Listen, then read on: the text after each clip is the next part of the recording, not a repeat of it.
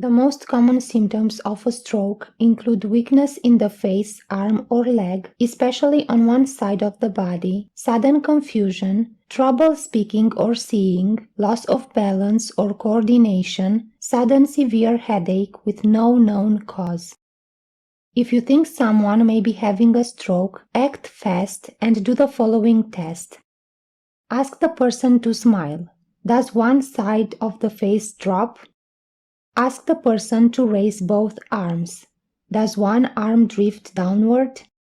Ask the person to repeat a simple phrase. Is the speech strange? If you see any of these signs, call 911 right away.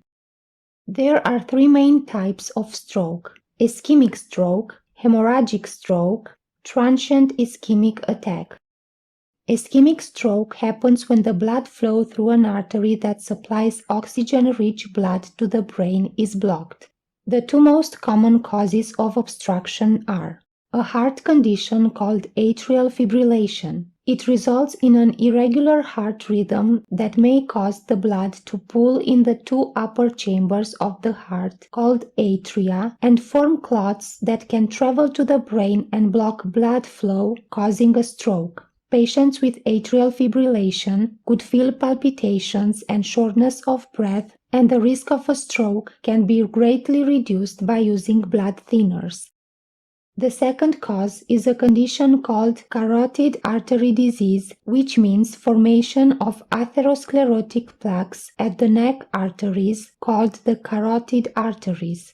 Atherosclerosis forms when fatty deposits clog the blood vessels, narrowing them and reducing blood flow through that vessel. Carotid artery disease can cause a stroke through the following mechanisms. The affected artery may become so narrowed by the plaque that not enough blood is able to reach portions of the brain, causing a stroke.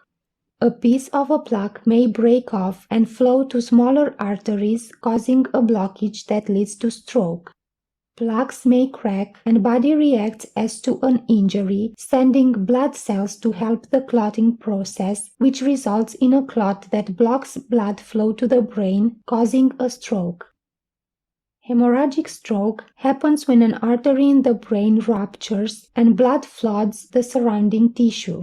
This puts much pressure on brain cells, which damages them. The most common causes are uncontrolled high blood pressure and anomalies of the arteries in the brain, such as aneurysms, meaning balloon-like dilatations in an artery that can stretch and rupture.